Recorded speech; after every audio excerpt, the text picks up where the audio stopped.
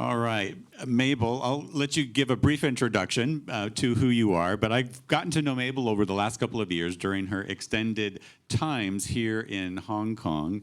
She is Marshall's mother, for those of you that know Marshall. But Mabel, do you want to do a brief introduction of who is Mabel? Oh, I was actually born and raised in Hong Kong. It was a long time ago. I'm 77, almost 78.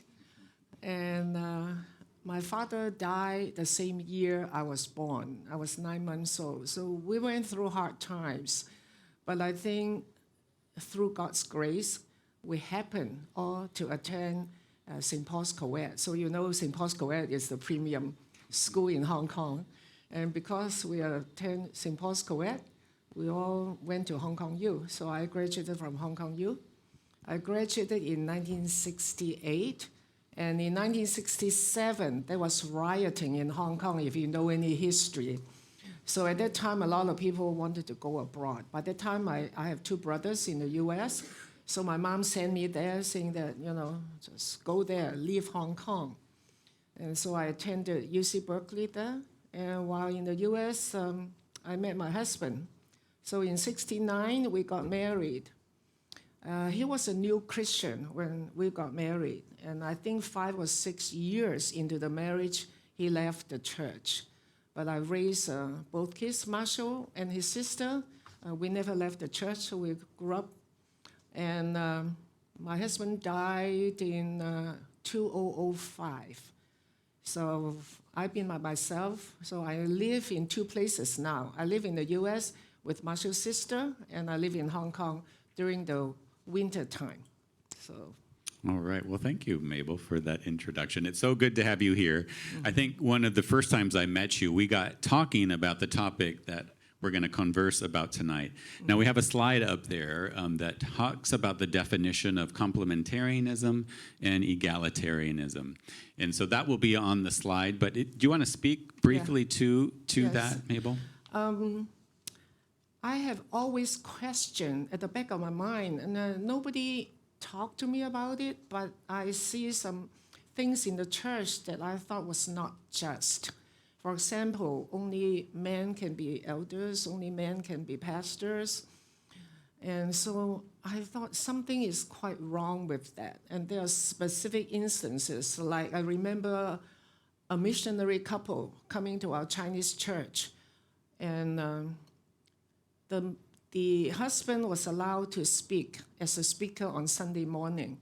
But the wife, they were partners in the missionary work, and she was not allowed to go up on the stage to talk. And she has to stand down there. So she is on the same level as everybody else who sat. And it's little things like that. Nobody brought up the unequal treatment of men and women. So I subconsciously knew something was wrong, but I don't know why and how to explain it. And after my husband passed away in 2005, I have a chance to read some books that shook me to the core. And I knew that something is very wrong with that teaching. So I've been looking into it.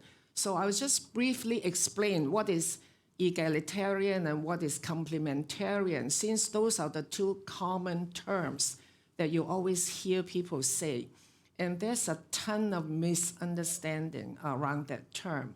Now, first of all, egalitarian means, to me, equal opportunity. It does not mean you're the same. It doesn't mean we're all the same. We're obviously not all the same. If you think of the U.S., the Declaration of Independence say all men are created equal.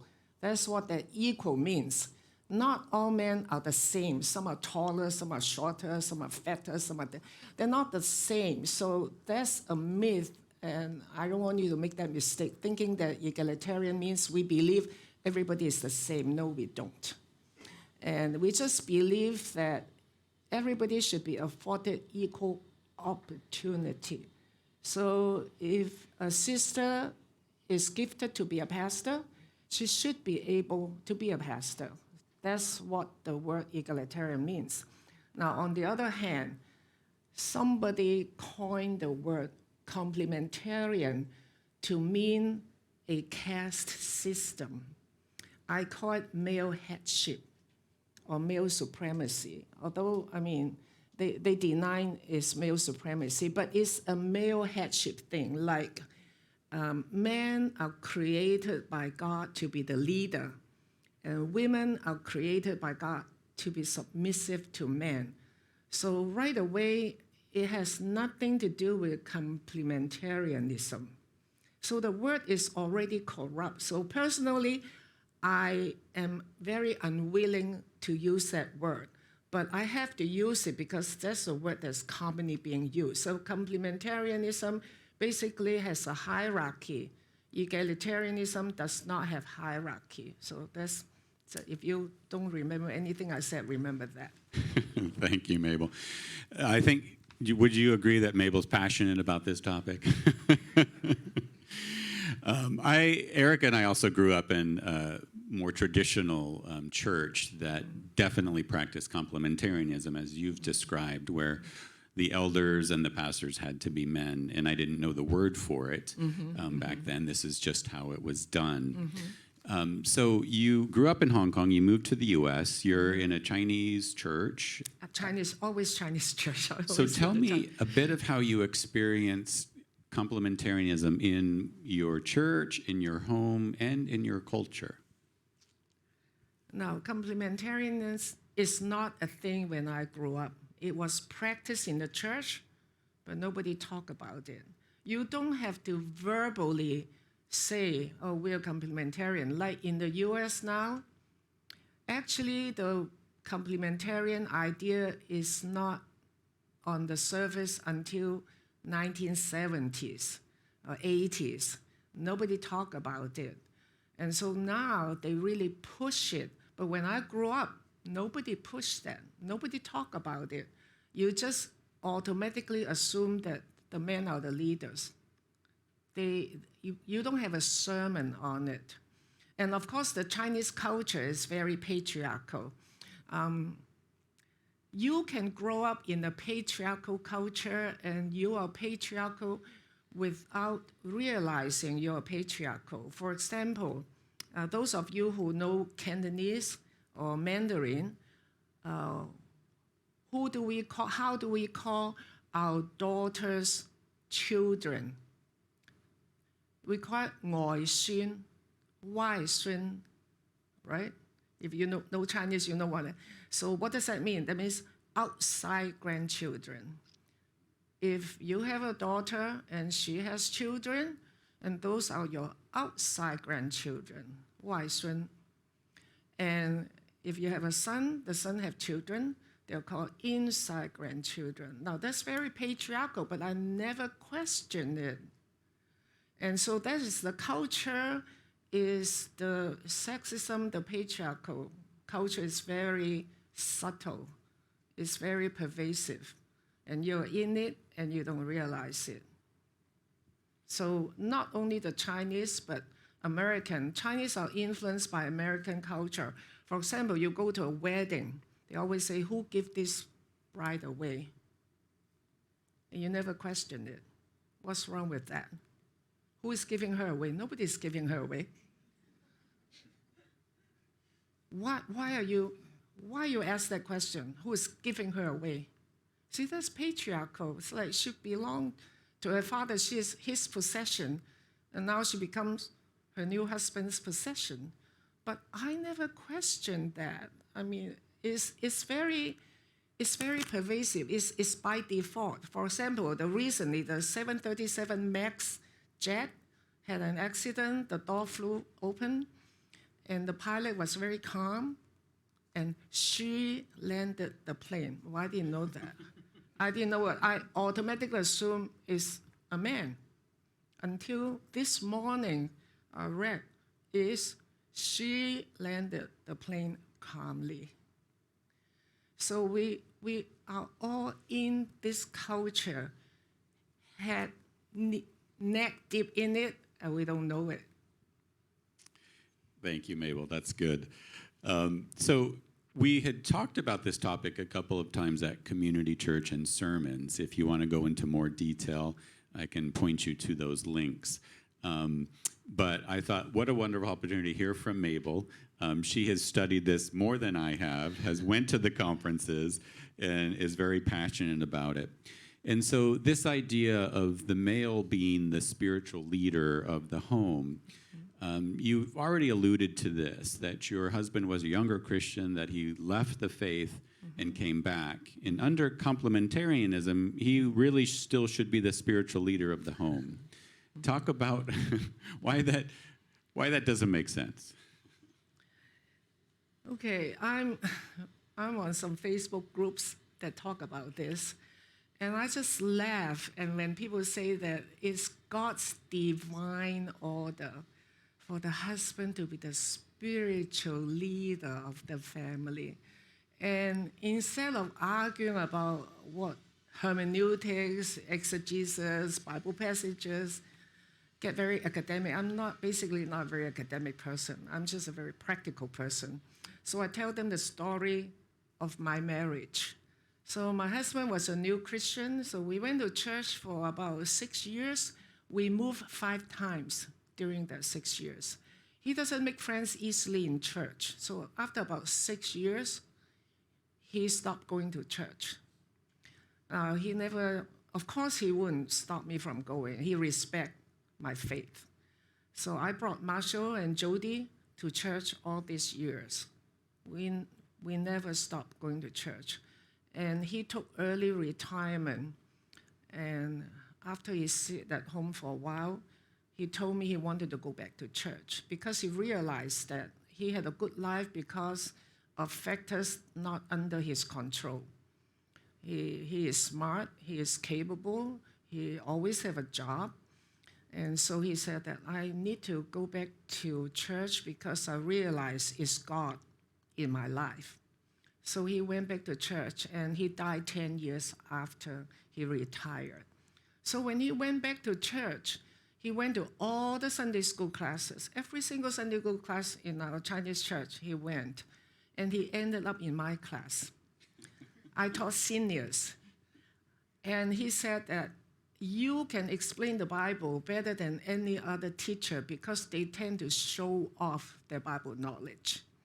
They tend to have complicated handouts, 3 single-space pages a week. They kind of compete with each other to see who can talk the more.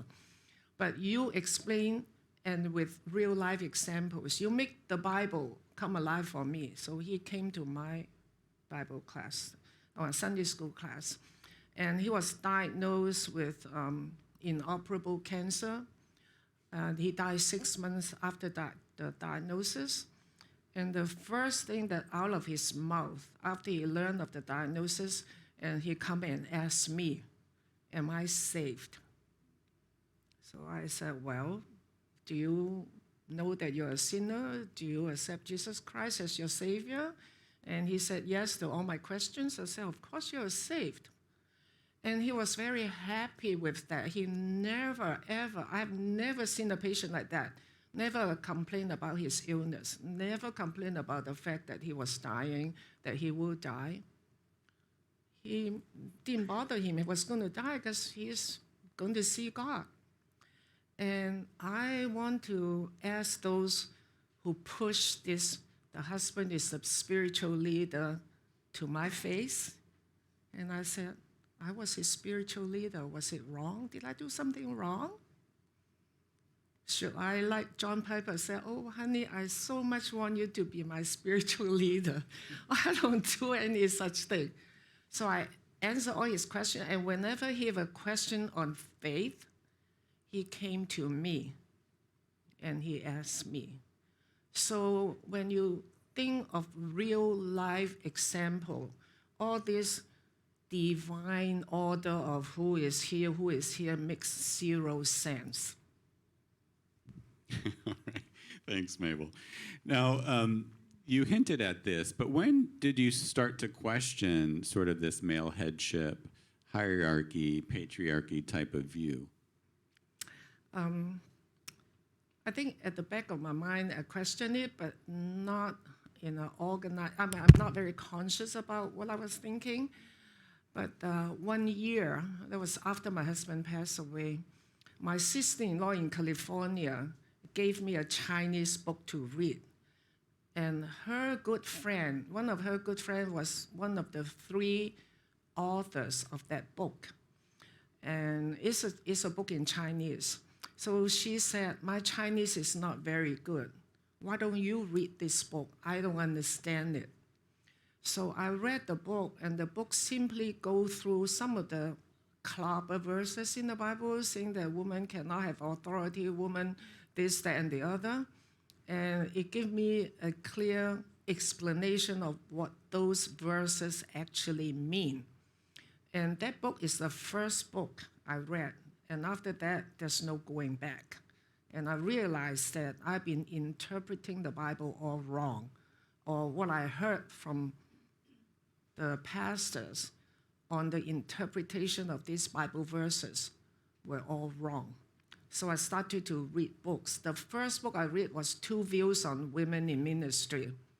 And I have a dictionary on one side. And I go through the book because I don't know the terms. I don't know what paradigm was. I don't know what oncology was. And from then on, then I started to read articles, and I started to gain a clear understanding of what is God's heart for us. Thank you, Mabel. Now, in your handouts there, you'll see a couple of things. One are reflection questions for the ministry time. The other are Bible passages that Mabel has picked out that are special to her, and some of the notes that she put in for those passages themselves. So you can definitely take that away with you. But what we'd like to do, if there are questions from you all for Mabel, from what she's said so far, we'd like to give you the chance to ask those now. And I can bring the mic around to you. If you have a question, do slip up your hand, and we'll ask Mabel a question.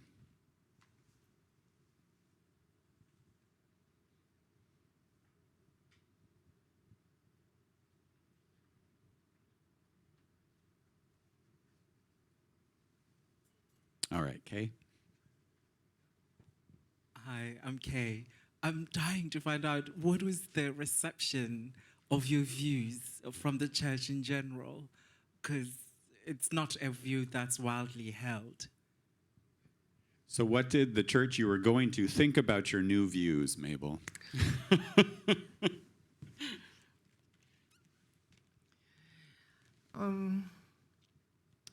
I think I started to talk about it in West Houston Chinese Church.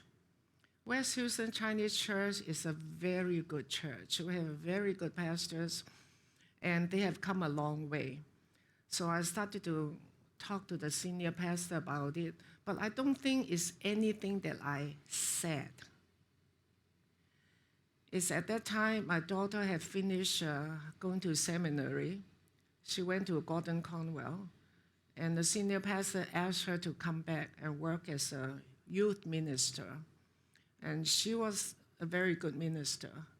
So everybody can see that when she accepted the job, she said, I expected to be ordained, even though we never ordained women. And it's not anything that I said.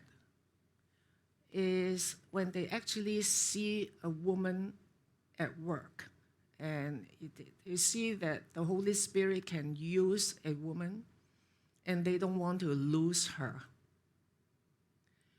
And so eventually they ordained another woman minister, the children's minister, because she is a dynamite. Our church is thriving because we have a good women's minister. And so she was the first one to be ordained a pastor at West Houston Chinese Church. And after her, then my daughter. And after my daughter is somebody else. And now, it doesn't mean the church is egalitarian, no. They still subscribe to a lot of patriarchal thinking. Women are still not elders. So that's for another day. But yes, they know, and someone had once told me that I think if you talk about it, you're seeking to divide the church. And what I told him is the church is already divided along gender lines. I'm trying to break down the wall between the two sexes so that there's no division in the church. And that was my answer.